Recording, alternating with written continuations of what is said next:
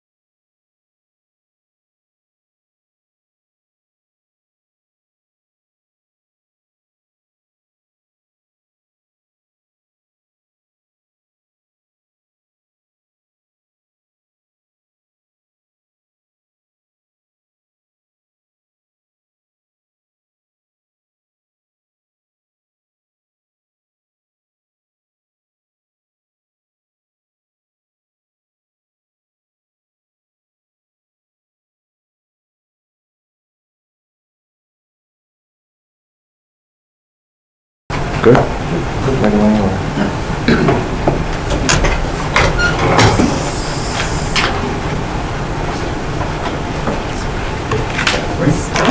Ready? Everybody rise for the Pledge of Allegiance. I pledge allegiance to the flag of the United States of America and to the republic for which it stands, one nation, under God, indivisible, with liberty and justice for all.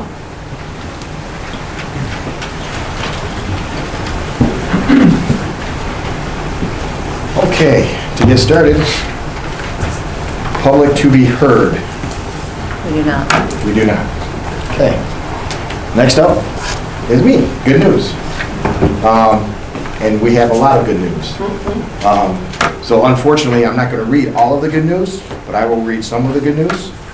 It is posted on our website, so please make sure everybody looks at it because there is plenty of it. From Batavia High School, from Allison Chua, the teachers at BHS, I see the kindness and love for students here every day, and it is wonderful. For personal experience through my sons, I know the patience and compassion you have for the students at BHS. I am proud to work with you. I appreciate all you do as a parent and a colleague. So thank you, teachers, as the song says, you're doing a great job. I would say a phenomenal one. From Batavia Middle School, from Amy Gray. Mrs. Gray's class is studying animals in their habitat and science class. They took a trip to Lamb Farm in Oakfield and observed cows, cats, pigeons, and calves in their natural habitats. They talked about their habitat looks like habitat looks like and why they need those things in their habitat. Ms. Kendra did a great job showing us her cows. And that's all, because there's tons of it, so that's all I'm going to get to right now. Next up would be presentations, and first up is our Batavia Middle School chorus trip proposal, Ms. Melanie Case.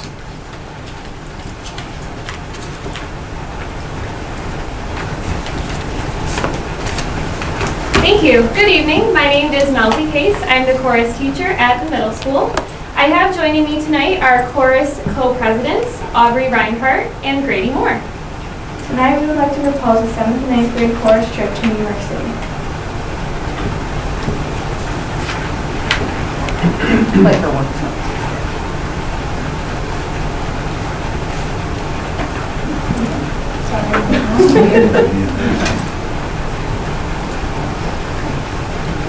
Okay. Got it. Thank you.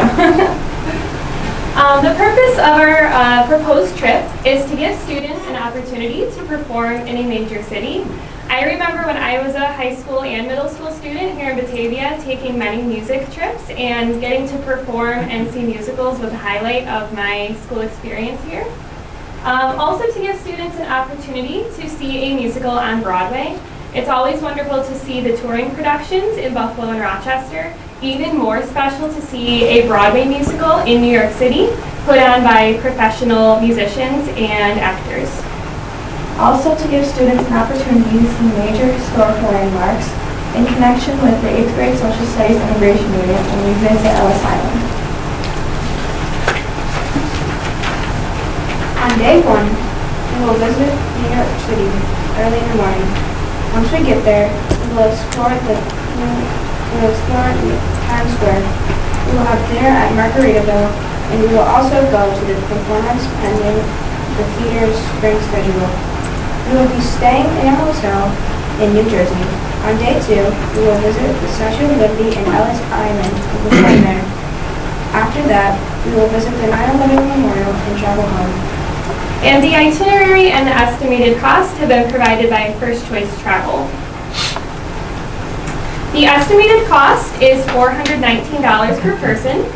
That is based on quad occupancy and 40 attendees.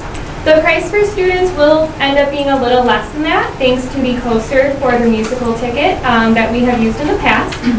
We also have, and that is through BOCES. yes, thank you, yes, through BCSD. We also have several fundraisers planned. We just concluded our pie fundraiser, and right now we're in the midst of our chocolate bar fundraiser. We have a pizza tasting and musical chairs fundraiser coming up in early December at the middle school. We also have our Dollar Hat Days, and we will be doing some caroling in December as well. Thank you for your time. Are there any questions? That's it. Thank you. Okay, thank you very much. Do you need board action on this approval? Okay. Can I have a motion? So moved. Second. Ms. Bowen was first. Ms. Benedict was second. All in favor? Aye. Any opposed? Next presentation is the Batavia High School close-up trip proposal. Mr. Alex Thutz. Grady, I'm gonna need you to help me. You got everyone to vote in favor. All right, so we are proposing a trip through a group called Close Up.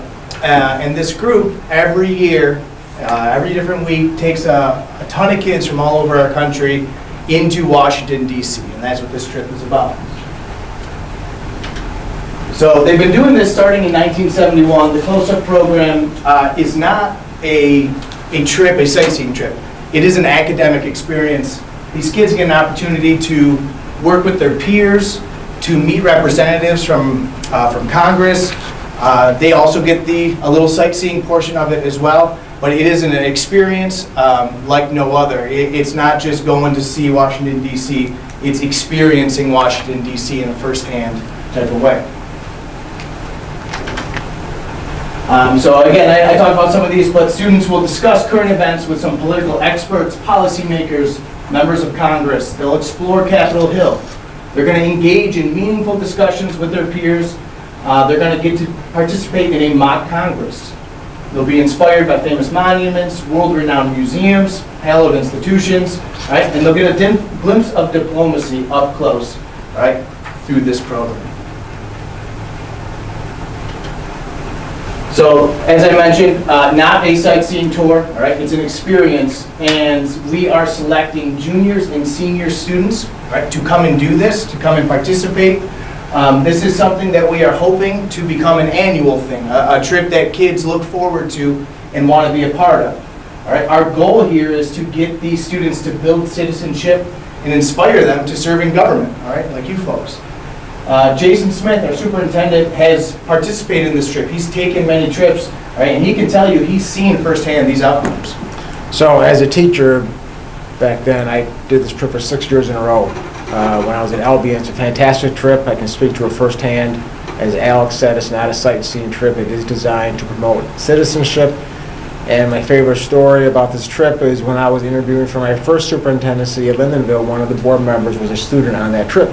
So it speaks to the point that if CLOSUP does its job, it encourages citizenship participation. I had a board member who was a student when I took, she wasn't my student, but she was a student on the trip. So it's a fantastic week, a great sightseeing experience, but also, more importantly, great citizenship experience as well. And Alex has done a good job getting it off the ground. So the plan that we have in place right now is the dates of this trip would be March 19th, and it's a 6-day trip, right? We would travel by plane, which is customary. That's how CLOSUP does this, leaving from Rochester. We have 17 students who are on board as of right now wanting to go. So we request 2 chaperones for this, and a good chunk of the chaperones would be paid for by CLOSUP themselves. So students, when they stay, they go 4 to a room, and they go, so it'll be 2 Batavia students and then 2 students from another school, and that's part of the interaction they're trying to encourage there. All right, they're trying to get these students interacting with one another. The total trip cost is $2,200. But same thing, we have a coaster where BCSD will cover approximately 60% of that, leaving the students responsible for approximately $1,000. Right? That cost includes airplane, hotel, multiple meals per day that they'll receive there, and just the experience itself. This is the list of students, and I can forward this, or we can get this to you if you need this, who have agreed to go and have signed up at this point. So to help with paying for this trip, $1,000 is a big price tag. We are looking for a variety of different fundraisers. We've reached out to some of the local community groups, Lions, Kiwanis, seeing if anybody could help participate and help us there. The other thing is I have some students right now approaching businesses. We are looking to develop a community discount card. We've got about 5 ready. If I can get a couple more, we'll get those printed up and sold out. We've investigated bringing a circus to Batavia. That's a fundraiser opportunity that Mr. Smith had run in the past as well. All right, and then just seeking again donations from different restaurants and other places that could help out here. All right. Any questions about the trip? Are there any students that have said they have interest in the trip but couldn't afford to go? There are students who have expressed interest but couldn't go because of sports, things of that nature. I haven't heard anyone say because of money yet. And I've never fundraised for this before, so this is, I told them I couldn't tell you exactly how much to expect to make. We're figuring this out kind of together and learning. But nobody has shared that immediately yet. They do have scholarships available for students if they need them. Okay, because you're looking at $17,000 to raise. To raise, right? Right. Right now, with this way the fundraising is going, I'm setting it up so the students are going to earn their own way. I'm trying to create fundraisers where they're directly responsible for themselves. I think it's a great trip. Yeah. Really good. All set? That it for questions? Okay, can I have a motion? So moved. Second. Did you get that, Kat? Got it. And all in favor? Aye. Any opposed? There you go. Thank you, folks. Thanks, Alex. Thank you. See my kids before they go to bed. All right, next up, hockey trip proposal.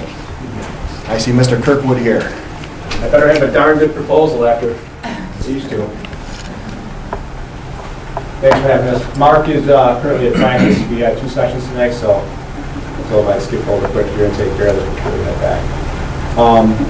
In the past, last year we actually traveled to Canton, as you may recall, had a really, really good trip up there.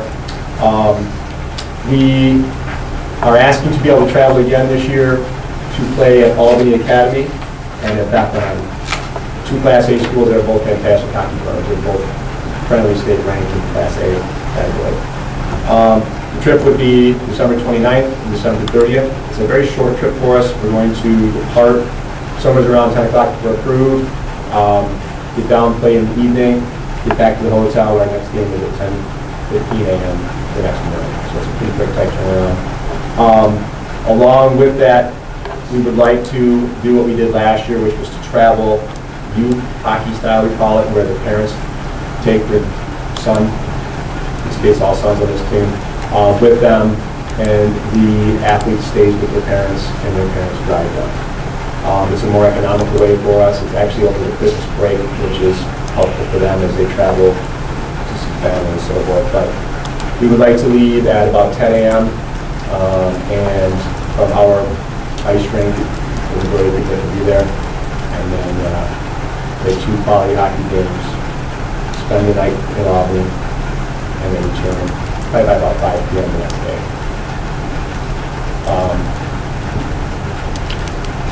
Part necessity for us to try to schedule teams out of section. We are an independent, as we talked about last time I met with you, and we don't have a full Section 5 schedule anymore, so we have to get very creative with where we go to the hockey games.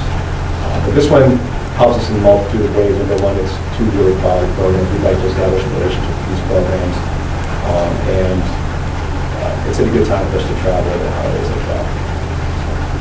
If you have any questions, I'd be glad to answer them. Do you have any students, any hockey players whose parents can't take them? No, we've actually worked on that in advance, and same as last year, they've had a parent or grandma.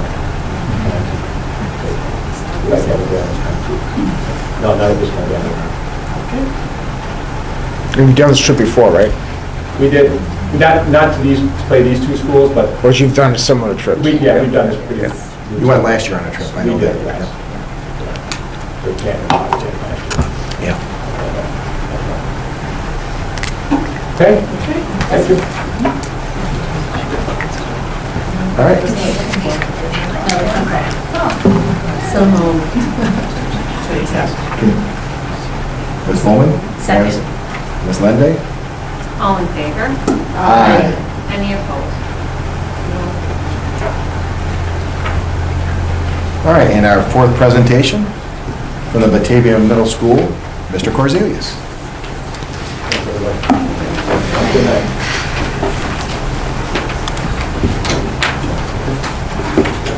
Bench.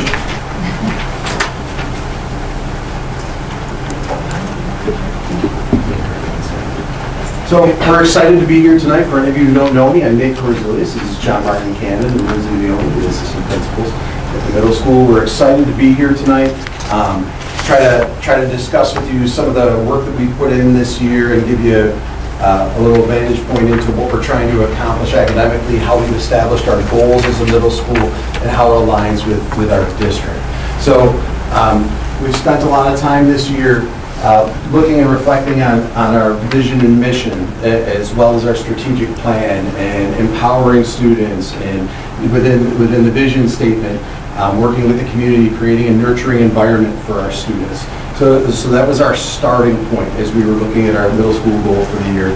And then in the past year, establishing the strategic plan, safe, orderly school environment, collaborative culture, clear and accessible curriculum, and effective teaching in every classroom. And I think you'll see with our goals this year we align a lot with 2 and 4, and I'll get into that a little bit more. Beyond those, we had a really great year doing a book study with the leadership team, and then we're fortunate enough to work with Mike Schmoker over the summer. So we tried to base a lot of our work on what we took away from that experience, the book we read, how we reviewed, and trying to come up with tangible things to meet our students where they are, try to adjust for things that, some gaps that have occurred as a result of COVID, and also just find ways that we can creatively build a culture of learning and also try to break down some barriers for students. So beginning this school year, this was the goal that I outlined for the staff on day 1. So our goal is to promote authentic literacy practices by increasing purposeful reading, writing, and discussion as modes of both learning content and critical thinking. And this aligns a lot with the work from Schmoker. And then also, as you see, it ties directly into making sure we have effective teaching in every classroom. So specifically, and what we've worked on the most so far this year, are ways we can ensure that students will participate in 90 to 120 minutes of purposeful reading, writing, and discussion every day, and that's in school, throughout their school day, beyond what happens outside. So we've developed strategies will be developed by all stakeholders through the shared decision-making committee, grade level chairs, and then reflected upon weekly. So I'll walk through with you how we got there and what some of our tangible takebacks have been from those committees. So again, in improving academic achievement, just so I can show you a little bit about some of the team meetings we have in the district or within the building.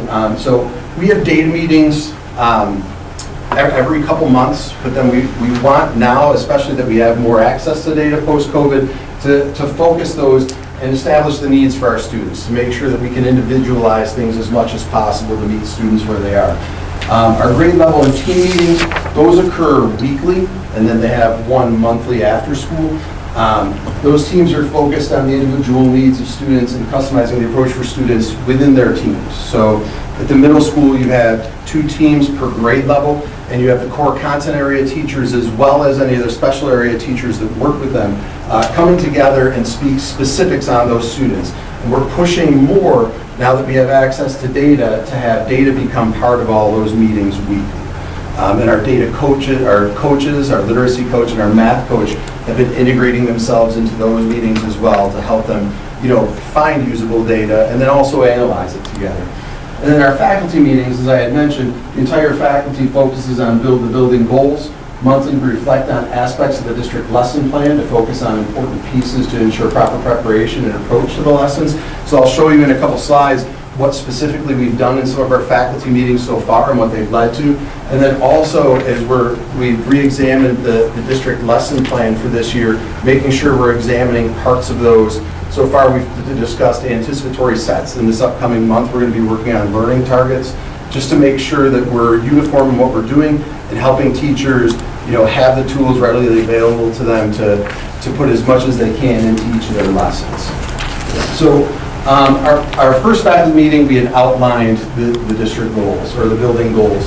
And our next faculty meeting, so in September, we participated in an activity that I think was very similar to one that you guys did as a group, where we did a divergent thinking. We used the example of the suitcase in terms of ways you could do it, encouraging everyone to throw out as many ideas as they can, and then tie this into specifically our goal.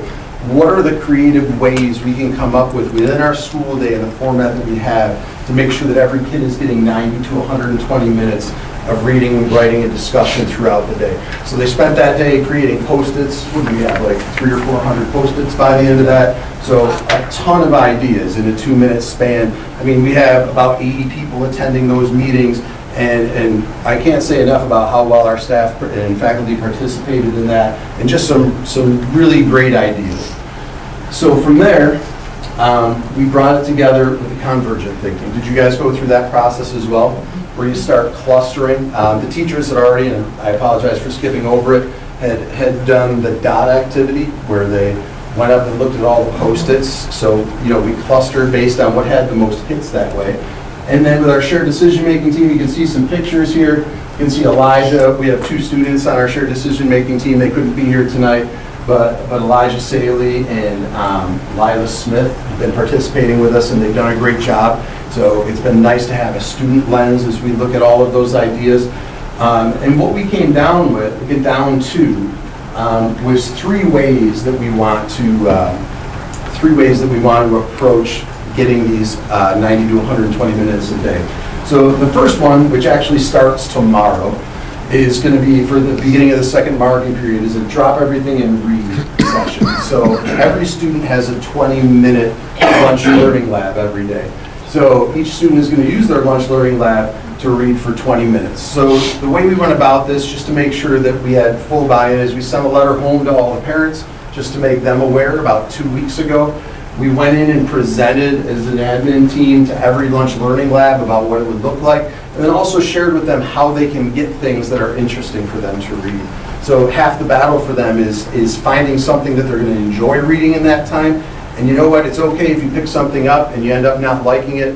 We can get you access to something else. Then every lunch learning lab last week went to the library to make sure that they had materials for themselves to use. And then each of the teachers in the lunch learning labs have a spot where the students can keep their books for just that portion of the day every day. So we've implemented that. There's a video coming out shortly from Emily Benedict that shows us in action a little bit more. And this is just us posing as we, we're in the new area in the library. I was going to make a Deanna comment here, but I'll keep it to ourselves. So the second thing, which was a little bit difficult, there was a million great strategies that the teachers put out there, and we didn't want to minimize any of them because they were all, and we couldn't get all of them on here, but we wanted to create a resource for teachers where we have what's called a Google Classroom shared Google Classroom for all the middle school for resources. So within this, starting next month, we're going to ask that each teacher take one strategy from this chart, try it during that month, and be able to come back to the next faculty meeting and share out on it. How did it go? Did it go well in this particular scenario? Did it not go well? What could you improve on? And then try a different one the next month. So this is our second wave of 3 that came out of the shared decision making team. So we created this last week at shared decision making. And just as a side note, the third one we're still working on. We're working on a SOAR group where they're going to put together a publication. So we are working on, and we think we found an advisor for that, because there's a substantial number of students that want an opportunity after school where they can actually do some of the writing and work creatively with people with similar interests. So we really want to connect with those students as well. So I'm going to turn it over to Mrs. Leone. She's going to talk SEL. All right. Good evening, everybody. So I have the SEL piece, the social emotional learning piece, and really what I've found throughout my experience is if you don't have that SEL piece, it's going to be really hard to get that academic piece. And I think in general we've all learned that through COVID times, and so we've spent the last year or so really establishing our SEL committee. So we have about, I'd say 12, 13 staff members, teachers who are on this committee. We meet once a month. We meet tomorrow, actually. And we just kind of come together and we try to provide, some different resources and initiatives for our students and staff too, so that we can meet some of these goals here. So the skills that we try to, really implement with our students and staff both, just being able to manage emotions, setting positive goals. Goal setting is huge. Having empathy for others and having positive relationships and being able to make some decisions with that. So those are really like our core skills that we really want to try to get out of this program here. And then at the bottom there kind of talks about our shared vision. So what does that look like? Why do we do this work? What are our goals as a building? So a lot of it we try to, we work really hard to improve attitudes and behaviors and to improve student attendance through the work that we're doing through SEL, have fewer negative behaviors, academic performance. We hope that through what we do, that does improve. And then just to reduce emotional distress too. So I'll just give you guys a little snapshot as to what we've done so far this year in terms of SEL. So one of our biggest ones are Circle Up Fridays. So we did, as a middle school, we had that in place prior to COVID, but we kind of lost it in the shuffle because we couldn't all be together like that and have talking pieces and that kind of stuff throughout. So we're really excited to bring that back this year. And so we have subcommittee that has really focused on, bringing those back. What does that look like? How do we have this common language throughout the middle school? So we've completed 3 of them at this point. We've had extended homerooms on our first Fridays of the month, and the teachers work within their homerooms and try to really build that community. And some of the topics that we've talked about so far are just creating connections to school, who's an important person to you and why is that person important to you, and just ways to improve BMS. So it's a wide array of topics, but through this circle community, it really does help the classroom. And a goal for me is just, being able to see more and more teachers using this as a strategy for teaching too, in terms of academic circles and just, being able to kind of have that autonomy in their classrooms to do their own emotional circles too. So kind of builds that common language there. Another big thing is we do family nights. We do one in the fall, one in the spring. So we had one on October 25th a couple weeks ago, and it was a great turnout. I think we had over about 320, 330 people in attendance for it, and it's just really cool to see the families come in. They're in our building. We offer different things for them. The gym was filled with community resources. The Batavia PD were there, and they usually raffle off some bikes for us. They donate the bikes. So we just really try to get different people involved. Our community schools, Julia Rogers was there, Lindsay Daly, just kind of getting them out in the community more, just connecting and talking about their services and what they do, throughout our district is really awesome. We have some games, we have food, we had our book fair in the fall, so we have a committee that plans this as well. We had Nickel City Reptiles come in, just trying to engage the community in school, and everybody had fun, right? Yes. Right, Barb? The cotton candy line was a hit. Yeah, so it was really cool, so we'll do another one in the spring. And then another thing that we really got up and running, actually last year, was our Devil Dollars incentive. So we really aligned that to our middle school mindset. So be responsible, be safe, be connected, be respectful. What does that look like? We try to model what that looks like, and all teachers have access to that little devil guide, that little $1 bill, and if they see a student who's going above and beyond in a certain area, they'll pass that out, and then they turn it back into an office, and then we do a raffle where students can earn McDonald's, Dunkin' Donuts, Taco Bell. John Martin and I went out over the summer to kind of do some businesses and see what we could get back incentive-wise. So we've got a good stash there. We do that weekly. And then the last thing, snapshot-wise, is adult SEL. And another thing that I learned during COVID is if we don't have our staff together and have that morale, it's going to be really hard to, teach students, and, we want them to feel supported as well. So every month we have SEL buddies. So we have a committee that runs that, and we just connect with a different staff member every month. We try not to make it, you have to buy a gift for that person, but just, go out of your way to connect with somebody that you don't necessarily see as much, like a 5th grade teacher with an 8th grade teacher. Just check in with them, how are you doing? And we found that has really built our staff morale too, just to have that extra piece. So, on you. Thank you. Hi, everyone. So I'm actually going to model what some of these strategies might look like if you walked into one of our classrooms. Once a teacher, always a teacher. I pride myself on saying that. So here's kind of like a structure of like a mini lesson. So a teacher read aloud of the text. That was one of the reading strategies that was mentioned earlier. So we're going to be reading and modeling. I'll take you through that in a second. Our turn and talk protocol, this leads to discussion. Our students are really familiar with this. This is one of my favorites as a teacher. And then as like an exit ticket or closure to see if students understood what we taught, they would read independently, and then in many cases they'd use some sort of written response strategy for exit ticket and closure. So one of the things I loved doing as a teacher was to use my students in the classroom to create stories. I'd write stories with their names in it, and then if I'm going to teach them theme, main idea, central idea, it just gets them more engaged. So I decided I'll do that for this as well, but you're not students. So I wrote this story for us to try to find the theme based on snow days. So I'll read this quick, and then we'll go through a little activity. So it seems like they're downplaying this forecast, the superintendent thought to himself. As the person in charge of calling snow days for an entire school district, the superintendent knew the position he was in. To call a snow day or to not call a snow day? That is the question. In his gut, he had a feeling that even though the last time they had a similar forecast for snow and nothing came of it, this one felt different. So he decided to call other superintendents in the region to see what their thoughts were.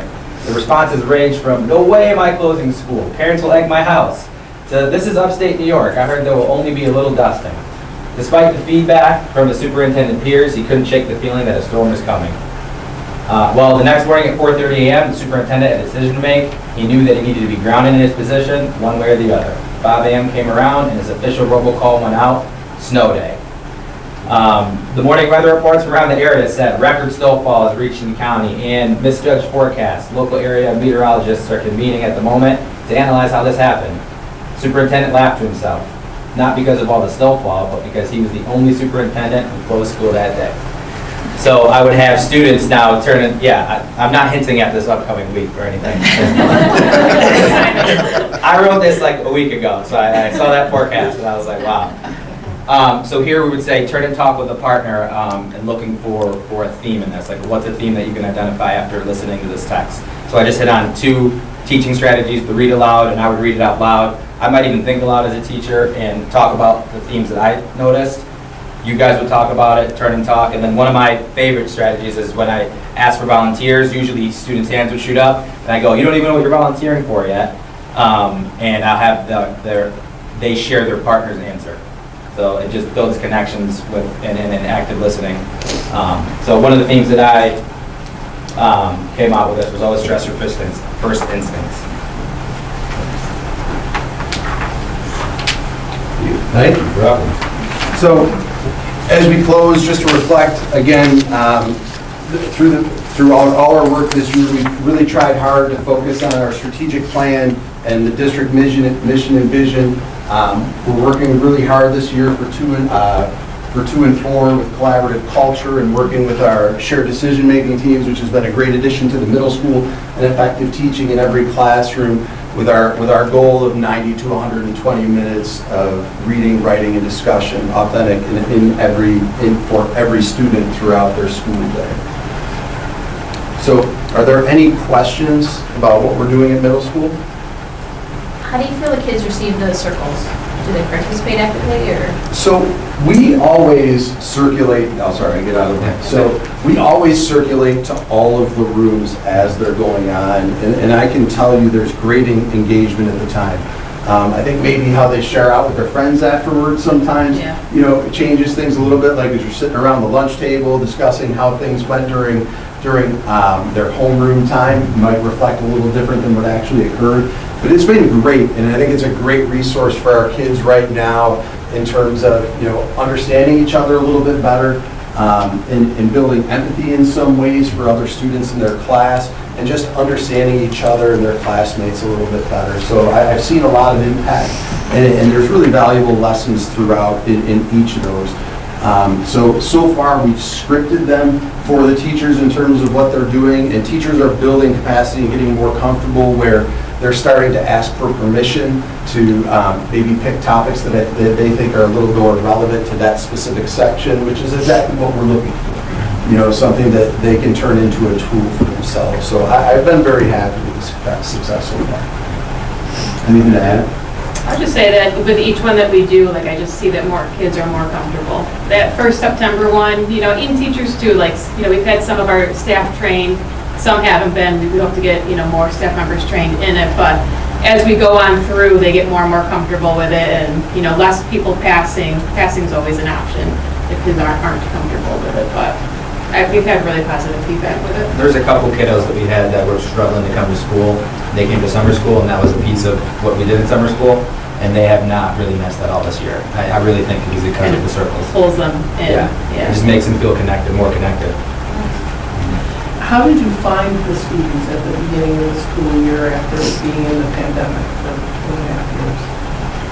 So I do think last year was a transition year for that, so I think we felt out a lot of that as the year went on. And I think what last year allowed us to do was gauge a lot more in terms of need, and just, for the first time in a couple of years, having data to actually see how students are doing academically. And then also with the constant monitoring and one of the meetings I left out was we also have CAPS meetings every week, which is counselors, assistant principals, and principals. And we use that time also to talk by grade level with our counselors, also the school social workers, to get a gauge for where our students are at on the emotional end as well as the academic end. So I really think they're excited that it feels a little bit more a little back to normal for them. Like, I love the opportunity to have dances again for the first time last year, and options to look at trips and those types of things. So I think it's a lot for them on an energy level, you know, because it's a much different day coming every day to school versus some of what you were doing in a hybrid setting. But I think every day they're getting better and more comfortable with it. And will there be data collected by the end of the school year to see how the things that you've done in the middle school through the strategic plan, how successful you've been? Sure. So, I mean, obviously, like, you have the data that we're collecting with iReady and those types of things. We're also doing some work now with DESA and looking at a little bit more at groups of students in terms of what some of their social needs are, engaging where they're at. And then also we've been big on student surveys to kind of get a feel for where they're at with specific things. So, like, specifically at the end of this year, we would certainly, you know, circle around with, you know, how did Drop Everything and Read go? What do you think about some of the things we put out this year? Do you have ideas that we could try, you know, for next year? Because it's not something that I want to be a one-year goal for us. It's something that I want us to build on and just continue to find new and better ideas. I mean, this is a great idea, but it's our first idea. So, you know, we have to take a look at it at the end and just gauge its success. So, you know, you heard Nate, Mr. President talk about the academic piece. The iReady piece is measuring students' math and ELA. DESA, I'm not sure what it stands for, but we are using it. That's designed to measure the students' social and emotional learning. You may have recalled from our last presentation from Dr. Ramey on how we can measure how effective our counselors are, our social workers are. This is a tool that we can use that, and we're starting that in all the schools. It's a quick survey that our teachers do on behalf of our students, so that will give us some objective data. Obviously, in December, we're going to have a presentation from Dr. Corey on the 3 through 8 test scores from last year. You can expect that cycle to continue throughout the year. So there are some academic pieces that Mr. Quazillos and his team has. There's a social emotional pieces. Molly can speak more about what DESA is. I think it's the name of the company, right? It's an acronym. We gave, I'm sorry to interrupt, we did give our teachers an opportunity during our first conference day to start working on, with their team groups, on doing the teacher part of it in terms of trying to see where groups of students were. So we're starting, it's new to them, it's something we want to grow with. I just have one question about the SEL part. And it says here that you set and achieve positive goals for every student? Yeah, I mean, that's something we definitely work towards. I don't know if you want to add to that. So, in terms of every student, that's one of the reasons we have our weekly meetings, to recap and make sure that we are trying to reach every student and their specific needs. So not only with the CAPS meeting, but also on the team level. So our goal is for 100%, yes. I would say too that the counselors do implement lessons, like guided classroom lessons, and I know goal setting is one of those things. 7th or 8th grade. I just don't want anyone falling through the cracks. No, absolutely. We strive for that every day. The DESA screener, there's 2 versions. One is a 1-minute probe that just tells overall, it gives a percentile where the student falls according to national norms. And it will tell you if they're at risk, and if they are at risk, there's a more in-depth screener that we use that's tied to the CASEL competencies, so that it'll give you the percentile for each competency, so we know exactly what their strengths are, areas of concern, and places that you would use for like teach pieces with them to help them grow. Any other questions? Thank you very much. Thank you. Thank you very much. Yes. Britt, you want to do this?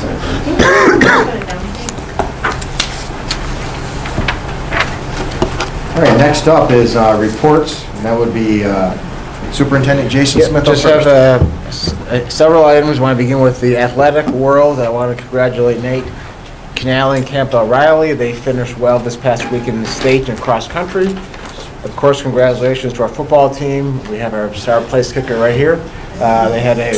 Thank you guys. They had a great victory Saturday. I keep saying Friday night, but it was Saturday night. They had a great victory Saturday night at Brockport where they won the sectionals. They go on to compete. We go on to compete Friday in the Far West regionals at Brockport. So congratulations to Coach Briggs, all of our players, all of our coaches, and of course our star place kicker here. Into music, our concert season's underway. We had a great rock band and choral concerts the past couple weeks. Thank you to Mrs. Haggett and our Veterans Day team. We had a fantastic celebration last Thursday for Veterans Day, complete with music and speakers, and Steve Hawley was here. We had our annual Make a Difference Day at BHS. I visited several sites where we have students volunteering. A few of the sites that I stopped to, actually a few of my favorite sites in the city, the Peace Garden, GOAR at the Holland Land Office, and the Batavia Cemetery, and All Babies Chair. So thank you to Mr. Kessler and his team on the Make a Difference Day. Moving into safety, last week we had the Batavia Police Department here. They trained at this point our entire staff has been trained on emergency responses as it relates to active shooting and active shooter training. We had that, some of that was done in the fall at Jackson and John Kennedy, and the middle school and the high school received their training this past Thursday. And piggyback on what Nate and his team said as far as instruction goes, we have a renewed focus this year on instruction from the leadership team on down. So for the first couple months of the year, we as a team really focus on what's called the anticipatory set, which is a fancy teaching term for how you start the lesson.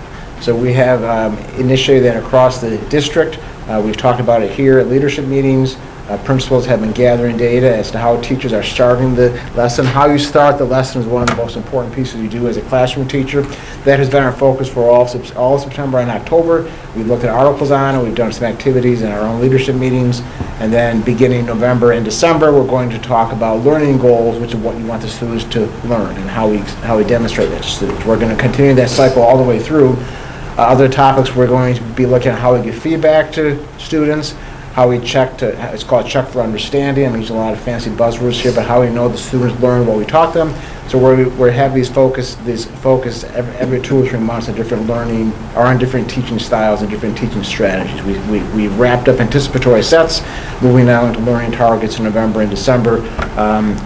Molly and Dr. Core and I did some site visits this morning to 2 of our schools, and faculty meetings have been centered around anticipatory sets. I observed the high school faculty meeting last week. A good chunk of time was spent with high school teachers talking about instruction as it relates to anticipatory sets. Again, we're going to move into learning targets in November and December. So that's sports, music, athletics, all in one, and instruction.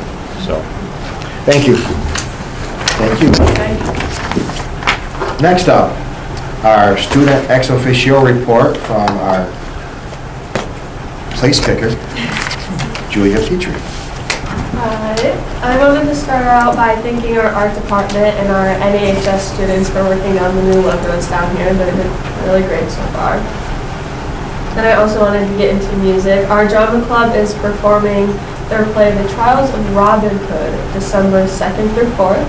Just wanted to get that out there, get it out to the community a little early. And then 6 of our high school students were accepted into Area All-State.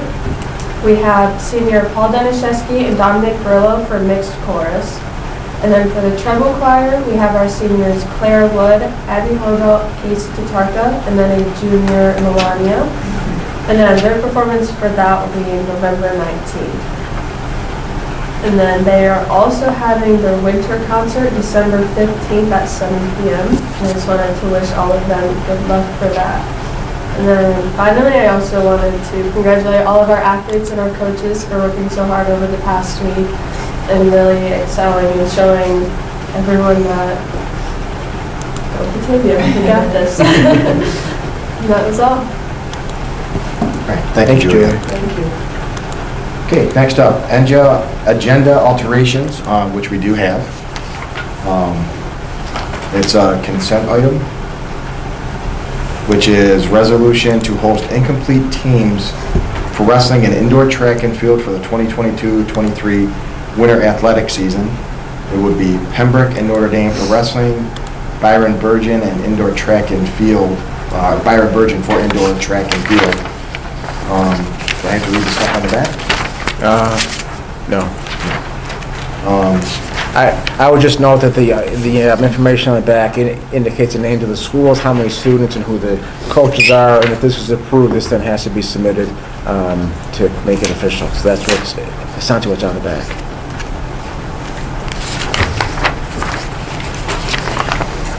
Any questions?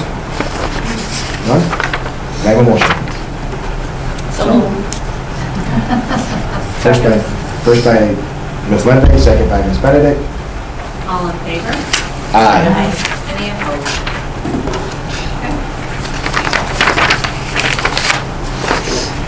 Okay, next up, consent items. Board of Education minutes. Do we have to do each one of these individually? No. No? Okay. All right, consent items. Can I have a motion, please? So moved. Ms. Benedict, second? Ms. Anderson? All in favor? Aye. Any opposed?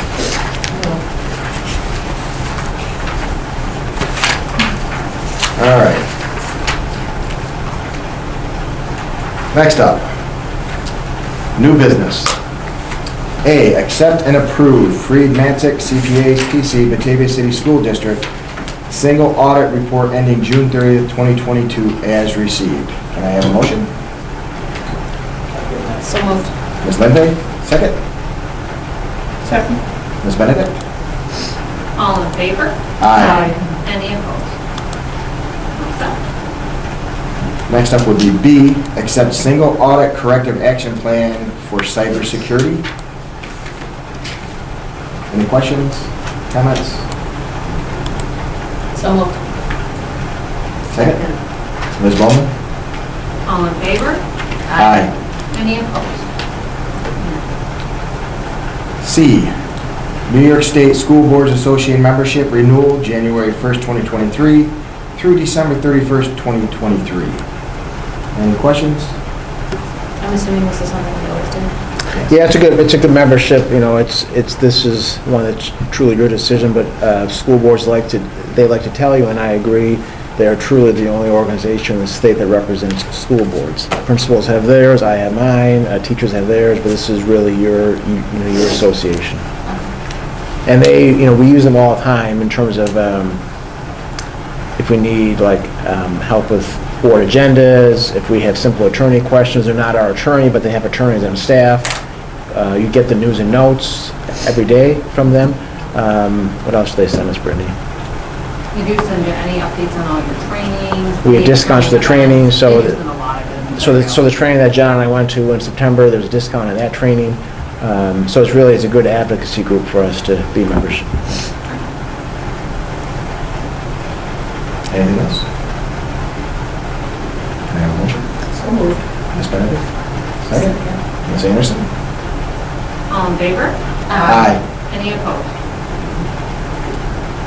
Other reports and discussion. A, trip presentation discussion. Yeah, do you want to leave that on? Yeah, it's my personal feeling that I would like to continue to see the presentations brought to the board. For one, we haven't really seen a whole lot because we've been in a pandemic.